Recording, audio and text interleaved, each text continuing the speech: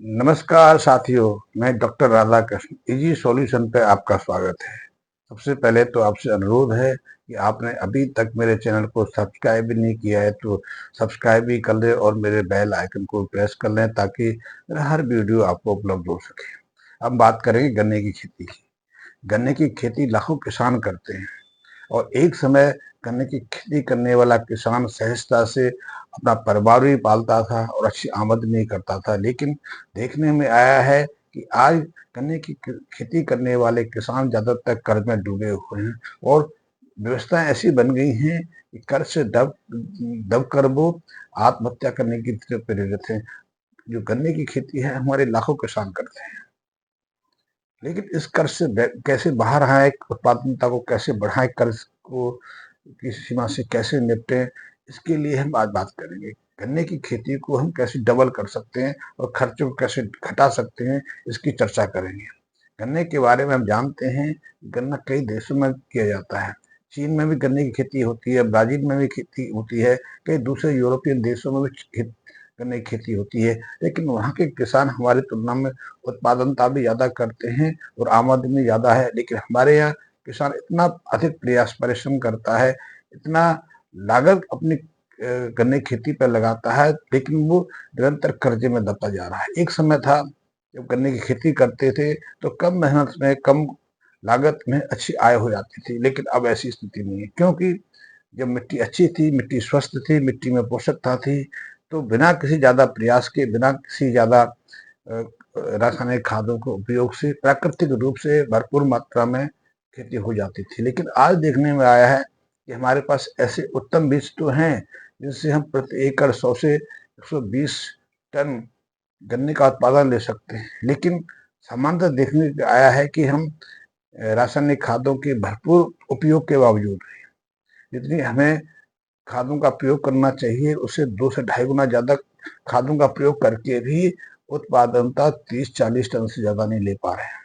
साधारण जो किस्म है गन्ने की, उनसे तो 25-30 टन से ज़्यादा हम उपज ले ही नहीं पा रहे हैं। कारण क्या है? कारण यही है, जब मिट्टी स्वस्थ थी तो हम जो भी बीज उसमें डाल देते थे उससे अच्छा उत्पादन होता था। लेकिन आज देखने में आया है कि जिन उत्तम बीजों को हम अपने खेतों में डालते हैं उनसे उन उन बीजों से एक कल्ले, एक बीज से 4 से 6 कल्ले निकलने चाहिए से 10 से 12 कल्ले निकलने चाहिए थे, लेकिन सामान्यतः 3-4 कल्ले निकल के रह जाते हैं। और गन्ने की जो हाइट है सामान्यतः 10-12 फीट के आसपास होनी चाहिए थी। उस गन्ने की हाइट भी, लंबाई भी 1.5 मीटर की कम रह जाती है। उसमें से काफी हिस्सा तो ऊपर का, नीचे का अनुपयोगी है या पशु चारे के रूप में काम होता है। और रस निकलने की जो बात है, गन्ने में जो रस निकलना चाहिए उसकी मात्रा भी 1.5 से 2 लीटर के आसपास रहती है। ये एक दुखद प्रश्न है, जबकि गन्ने में आज ऐसी किस्में हमारे पास हैं। यदि मैं चाइना से तुलना करूं, ब्राजील से तुलना करूं, तो उसके तुलना में तो हमारे किसान जो गन्ने का उत्पादन करते हैं, गन्ने की निम्न किस्मों को ही उगा पा रहे हैं। मैं ये नहीं कह रहा कि आप उनकी तरह से जो आधुनिक जो जो चीजें हैं वो उपयोग करते हम भी करें। हम प्राकृतिक तरीके से भी अच्छी खेती कर सकते हैं। प्राकृतिक तरीके से भी हम खेती की लागत को घटा सकते हैं। प्राकृतिक खेती से भी अपने उत्पादनता को, अपने गन्ने के जो उत्पादन है उस क्षमता को डबल कर सकते हैं। लेकिन इसके लिए सबसे पहले तो हमें प्राकृतिक परिस्थितियां पैदा करने की जरूरत है। यानी कि हमें अपने खेत की मिट्टी जिसमें हम गन्ना लगाएंगे, गन्ने की खेती लेंगे, उसको स्वस्थ करने की आवश्यकता है। स्वस्थ मिट्टी का अर्थ है कि उसमें अच्छी पोषक तत्व हो, उसमें अच्छा उपजाऊपन हो और उसमें जो नमी को सोखने की क्षमता हो, अच्छा ऑर्गेनिक कार्बन हो। मिट्टी का स्वास्थ्य है उसके ह्यूमस पर डिपेंड करता है, उसमें ऑर्गेनिक कार्बन कितना है इस पर डिपेंड करता है। जब तक हमारी मिट्टी में आधे से पौने प्रतिशत के आसपास ह्यूमस था, ऑर्गेनिक कार्बन था, तब कम से कम केमिकल फर्टिलाइजर से भी अच्छी फसल ले पाते थे। लेकिन जैसे जैसे हमने रासायनिक खादों का उपयोग शुरू किया, जैसे जैसे हमने खारे पानी का अपने सिंचाई के रूप में उपयोग शुरू किया, जैसे जैसे हमने जो कीटनाशकों का उपयोग बढ़ाया, वैसे वैसे जो गन्ने की उत्पादकता तो घटती चली गई, रोग बढ़ते चले गए और इसके साथ में जो रासायनिक खादों की जो निर्भरता है वो बढ़ती चली गई। इसीलिए आज किसान को आवश्यकता से 2 से ढाई गुना ज़्यादा रासायनिक खादों का उपयोग करना पड़ रहा है। जब बीमारियां हो जाती हैं तो बीमारियों के ऊपर कीटनाशकों के रूप में भी काफी मात्रा में खर्च करना पड़ता है। एक अनुमान है भारत में 80 से 90 करोड़ करोड़ रुपए की खादों का प्रयोग किसान हर साल अपने गन्ने की खेती में करते हैं, जबकि गन्ने की फसल 9 महीने की होती है। बीज एक बार रोपना पड़ता है, एक बार बीज लगाया तो 5-6 साल तक आपको बीज लगाने की आवश्यकता नहीं है। आप गन्ने को काट के बेच सकते हैं या अपने गुड़ आदि बनाने का काम में ले सकते हैं, जूस आदि बनाने के उपयोग में ला सकते हैं। उसके लिए कुछ विशेष प्रयास की आवश्यकता नहीं है। हाँ, निराई गुड़ाई और हर साल हर समय खाद देने की भी आवश्यकता है, हाँ, सिंचाई करने की भी आवश्यकता है। लेकिन जैसे जैसे हमने रासायनिक खादों का उपयोग किया, मिट्टी की उर्वरता घटती चली गई, मिट्टी में ऑर्गेनिक कार्बन घटता चला गया, और जैसे जैसे ऑर्गेनिक कार्बन घटा, ह्यूमस घटा, उसकी जो स्वास्थ्य है वो बिगड़ता चला गया। तो स्वास्थ्य को सुधारने की आवश्यकता है। ये स्वास्थ्य को सुधार लेंगे तो निश्चित है हम कर्ज के बोझ से बाहर आएंगे। अन्यथा हमारे प्रयास तो आज भी यही है, हमें सलाह दी जाती है कि यदि 100-125 किलो खाद से काम नहीं चल रहा है तो उसको और बढ़ा दें। जैसे कि हम देखते हैं कि गन्ने की जो कलियां हैं कटन के बाद जब ग्रोथ करती हैं, उनकी ग्रोथ सामान्य नहीं रहती, ग्रोथ का विकास समान दर से आगे नहीं बढ़ता, हमें हरियाली कम दिखाई देती है। तो हम सलाह से और बिना सलाह के फिर वही काम करते हैं कि ज़्यादा मात्रा में यूरिया डाल देते हैं, ज़्यादा मात्रा में एमओपी डाल देते हैं, जो सिंगल सुपर सल्फेट है, ट्रिपल सुपर सल्फेट, ऐसी खादों का प्रयोग कर देते हैं।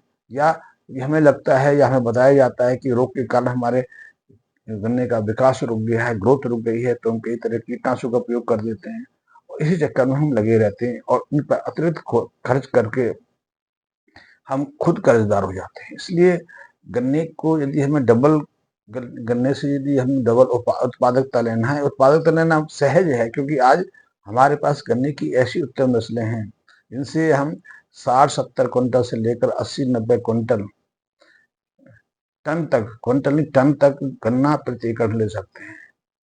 रोग से मुक्त हमारे पास कई नस्लें हैं जिनको रोग लगता नहीं, लेकिन हमें हर चीज का सामना करना पड़ता है। रशिया में तो, चाइना में तो गन्ने की ऐसी किस्में हो गई, एक गन्ने के पौध से ही हम 5 लीटर तक जूस निकाल लेते हैं। गन्ने की वहाँ हाइट को भी उन्होंने 20 से 22 फीट तक ले गए। और गन्ने की जो फसल है अब 7-8 महीने में तैयार नहीं होती, 3.5-4 महीने में तैयार भी होने लगी है। लेकिन हम उनकी तरह से खेती नहीं कर सकते, क्योंकि वो ज्यादा मात्रा में रासायनिक खादों का प्रयोग भी करते हैं, ग्रोथ प्रमोटर का भी उपयोग करते हैं, हार्मोन्स का प्रयोग भी करते हैं, वो बहुत कुछ प्रयोग करते हैं। लेकिन हम प्राकृतिक तरीके से, प्राकृतिक तरीका क्या है? प्राकृतिक तरीका वही है कि हम गोबर की खाद का प्रयोग करें। गोबर की खाद सर्वोत्तम खाद है। गोबर की खाद यदि पूरी तरह से तैयार है, पूरी तरह से पकी हुई है, पूरी तरह से पकने में गोबर को कम से कम 5 से 6 महीने का समय लगता है। हम इस ऐसी खाद का प्रयोग करेंगे तो अपनी मिट्टी की स्वास्थ्य वो काफी हद तक सुधार सकते हैं, लेकिन इसमें ज्यादा समय लगता है। गोबर की खाद की तुलना में यदि वर्मी कंपोस्ट की बात करें तो वर्मी कंपोस्ट को तैयार करने में जो केचुए हैं वो हमारी मदद करते हैं। केचुए गोबर को खाते हैं क्योंकि केचुओं का मुख्य आहार गोबर है। गोबर को खा के जब पचाते हैं और मल के रूप में जो एक्स्ट्रा जो पदार्थ बाहर निकालते हैं, उसमें गोबर के माध्यम से ही कई और विशेष पोषक तत्व निर्मित हो जाते हैं, जिसमें ह्यूमिक एसिड उत्पन्न हो जाता है, फुल्विक एसिड उत्पन्न हो जाता है, और ये दोनों ऐसे पोषक हैं, ऐसे रसायन हैं जो मिट्टी में पहुंचकर मिट्टी की उर्वरता को बनाए रखने में बहुत मदद करते हैं। एक चीज और, जो ह्यूमस है, इसको जीवांश कहते हैं, वो ऐसी जटिल कार्बनिक संरचना है जो निर्मित तो इन्हीं से होती है, गोबर से, कार्बनिक पदार्थों से, फसलों के अवशोष से, लेकिन उनको निर्मित होने में, तैयार होने में काफी लंबा समय लगता है। इसी दरमियान कुछ ऐसे रसायन भी पैदा हो जाते हैं जो मिट्टी की फर्टिलिटी को लंबे समय तक बनाए रखते हैं, जिसमें कि पोटाशियम ह्यूमेटेट है। पोटाशियम ह्यूमेटेट को तो अब जैविक खाद के रूप में अपनाया जाना शुरू हो गया है, और जिस गोबर की खाद में ह्यूमिक एसिड, फ्लोविक एसिड या पोटाशियम ह्यूमेटेट की मात्रा अच्छी रहती है, उस गोबर की खाद को सर्वोत्तम माना जाता है। ऐसी खाद का प्रयोग करने से मिट्टी की उर्वरता भी बढ़ती है, मिट्टी की फर्टिलिटी बढ़ती है, और ऐसी मिट्टी में जो भी बीज आप फेंक देते हैं उसका विकास तीव्र गति से होता है। साथ ही ऐसी मिट्टी में जब आप बीज डालते हैं तो उसको सिंचाई की भी आवश्यकता नहीं रहती, क्योंकि ह्यूमिटेट जो पोटाशियम ह्यूमेटेट है या ह्यूमिक एसिड है, ये पर्याप्त मात्रा में जल को धारण करने की क्षमता भी रखते हैं। साथ ही इनमें कुछ ऐसे विशेष गुण भी रहते हैं, क्योंकि ह्यूमिक एसिड है या कार्बनिक तत्व है या फसल अवशेष है या गोबर है या पूरी तरह से डाइजेस्ट होते हैं, तो उसमें काफी मात्रा में कार्बनिक आयंस भी रिलीज होते हैं, ऑर्गेनिक कार्बन रिलीज होते हैं। और ये बहुत महत्वपूर्ण है कि यही ऑर्गेनिक कार्बन सूक्ष्म जीवाणुओं के भोजन का कार्य भी करते हैं।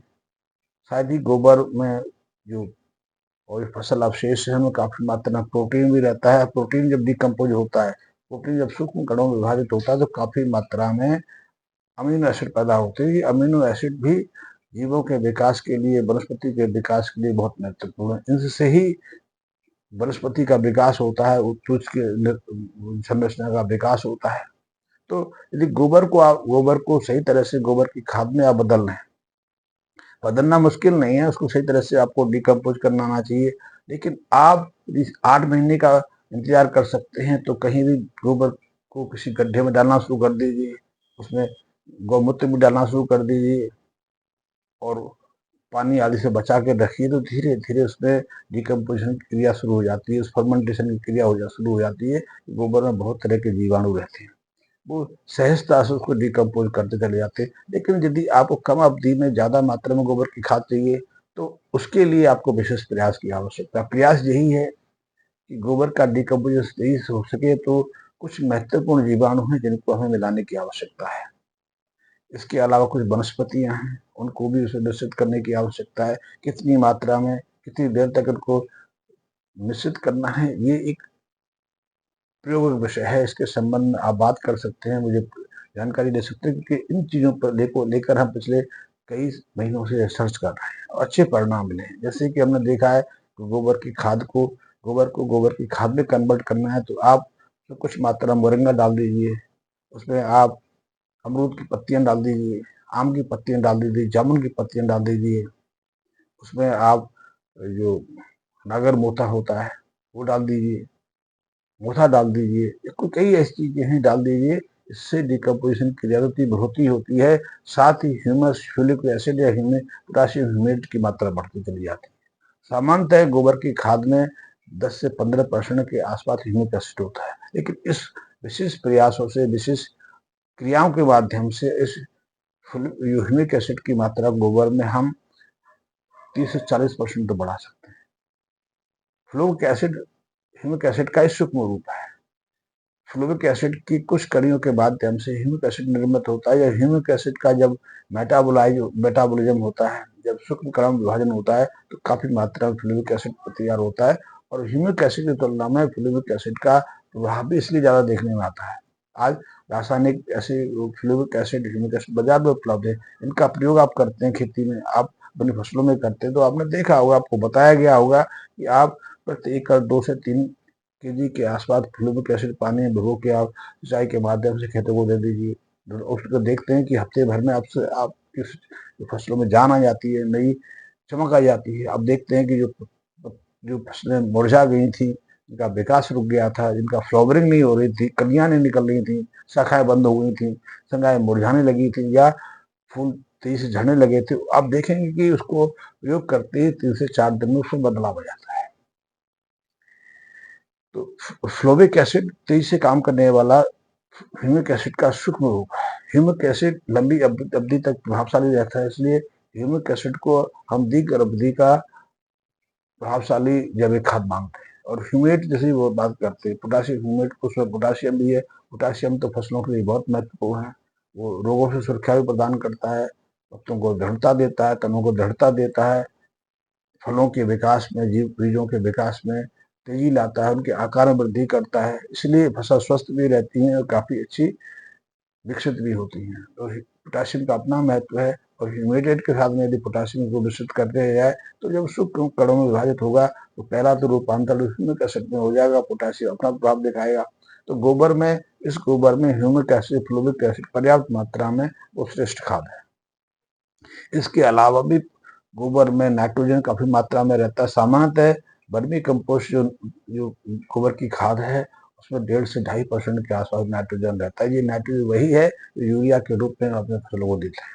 इसके अलावा 2 से 2.5 परसेंट के आसपास उसमें फास्फोरस रहता है, 1 से आधे परसेंट के आसपास में पोटेशियम रहता है, मैग्नीशियम, जिंक, कैल्शियम, सल्फर, ये सब गोबर की खाद में उपलब्ध रहते हैं। इसलिए यदि गोबर की खाद का प्रयोग करते हो तो आपको रासायनिक खादों पर निर्भर रहने की आवश्यकता नहीं। धीरे धीरे आपकी रासायनिक खादों की निर्भरता समाप्त हो जाती है।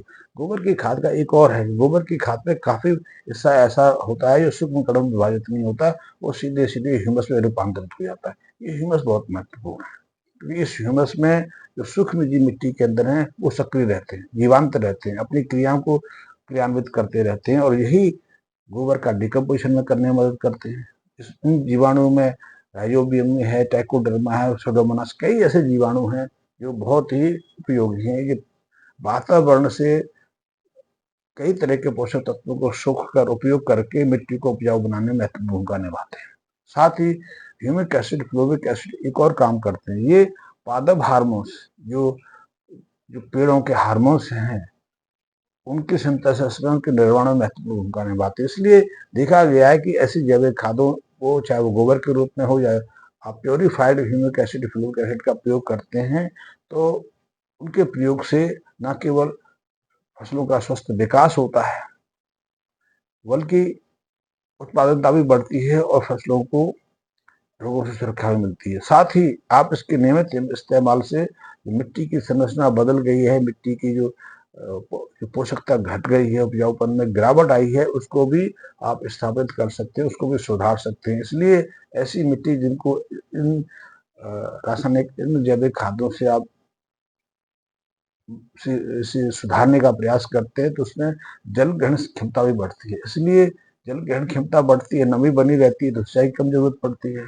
कई फसलें तो ऐसी है बिना सिंचाई के हो जाती हैं, लेकिन इसमें पर्याप्त समय लगता है। हमने देखा है कि पोटाशियम ह्यूमेटेट के माध्यम से यदि हम इसको लगातार कुछ समय तक प्रयोग करते हैं, तो खाद की, रासायनिक खादों की निर्भरता तो घटती घटती है, मिट्टी की प्राकृतिक संरचना स्थापित होती चली जाती है। तो ऐसे में यदि किसान मित्र जो गन्ने का काम करते, गन्ने का उत्पादन फसल करते हैं, वो अपनी फसल को डबल करना चाहते हैं, तो इन बातों को आपको ध्यान रखना चाहिए।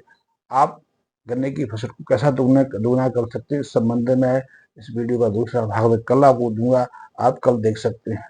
क्योंकि वीडियो का साइज बढ़े ना, आपको बोरियत ना हो, इसलिए मुझे बहुत तेजी से बहुत सारी बातों को आपके सामने रखना होता है। इन चीज़ों को मैं 4 वीडियो में बना सकता था, लेकिन मेरा प्रयास रहता है कि आपको अधिकतम जानकारी मिल सके, आपको अधिकतम वैज्ञानिक जानकारी प्राप्त हो सके, जिससे आप सही रास्ते पर चल सके। आपके मन में कोई शंका है, किसी चीज़ की जिज्ञासा है, कुछ जानना चाहते हो, तो निसंकोच आप मुझे मेरे मैसेज बॉक्स में कमेंट्स कर सकते हैं, अपना नंबर दे सकते हैं। मैं आपकी समस्या का समाधान करने की कोशिश करूंगा। धन्यवाद मित्रों।